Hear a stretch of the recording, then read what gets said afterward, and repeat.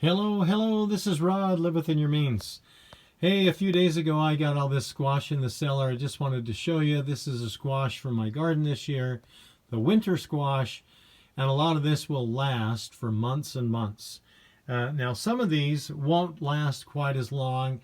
They'll start going and then some of them will get some mold spots on them. I tried to kill a lot of the fungus in here. So there's some buckets, with grain and things in them, wheat, rice. And but it stays relatively cool. This is a short cellar down here. It's only about 5 feet tall, so I bang my head when I come in this door. Be careful of these short doors. I banged my head the other day on this, and let me tell you, it put a scab on my head. It really hurt, and so it bled a little bit, but not like dripping blood, but enough that it had a scab up there. Be careful on those things. Nevertheless, winter squash, you don't have to put them up. You don't have to bottle them until they start going bad. That's when I start bottling squash. So down there, by the way, these big ones are called trombone squash or rampicant squash.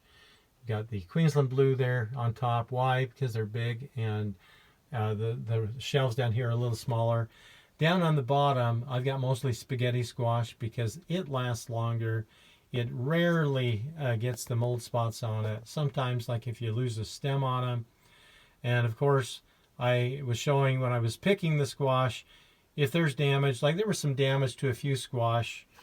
Like here's a delicata type acorn, whatever, squash back here.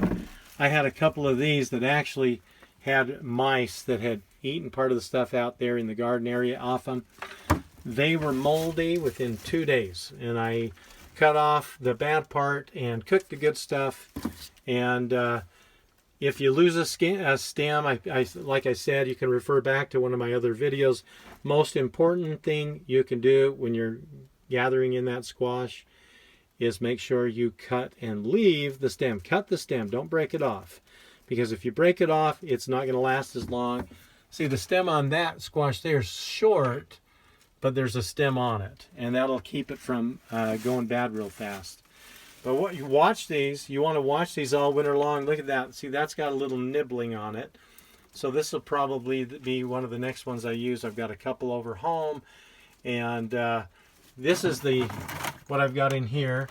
It's just an old shout bottle, but what I put in it was a bleach and water, because I sprayed that in here to help eliminate a lot of the spores that were in here from before, because every year things get a little bit of mold on them, and I want to get that mold, those spores taken care of and killed, to try to eliminate as much as I can. There's spores all over in the air, everywhere we go, all over the place.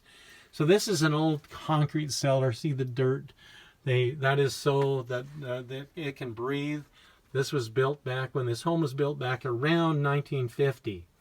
And you'll notice that the squash the mice used to get in here when I was young. I make sure there's not stuff in here for them to eat.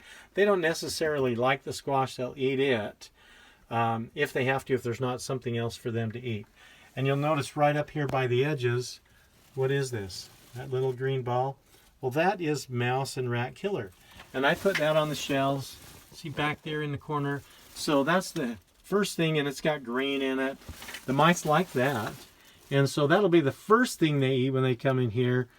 And they eat one of those, and guess what? Then the mouse is no more. He finds his way back outside, and he dies outside. Sometimes they'll die inside, but a lot of the time they'll go and find another place, and they'll just stop eating and die, I guess. I think warfarin's in it, and it causes them to bleed internally. But if you'll make sure there's no other food for them to eat where you've got your squash stored, and try to stop the mice from getting into the rest of the house. So now that I know they're getting in the kitchen, the back porch, of course they can get down here, but I don't want them getting down here. I want them gone. And so today I will take care of some problems in the back porch. I've been cleaning up some dog food and stuff there.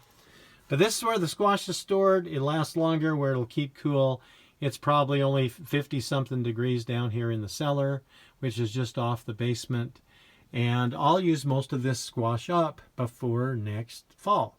I've got one Queensland blue squash left. Believe it or not, it's November 1st today. Halloween was yesterday. and I've still got a squash from more than a year ago. That's over in our apartment over nearby. So anyway, please like the video if you will. That'll help the algorithms, but mostly if you'll just put a few comments below. Tell us what you think, things you like, don't like, things you'd like me to talk about. I've been around 60 years, and I'm going to share some things with you to help you be able to live within your means, as I've done for many, many years. And so we don't have any debt. Someday we'll own a house again. But right now we're in the place we're supposed to be, I believe, to be able to help my parents because they're older. And Dad doesn't like coming up and down these stairs, so he doesn't do it much. And I use the cellar and I use the fruit shelves. I bottle a lot of fruit. When the squash starts going faster and we can eat it, I bottle that up. I put ground turkey in sometimes. Anyway, this is Rod. Look at my other videos and put some comments below and have a wonderful day.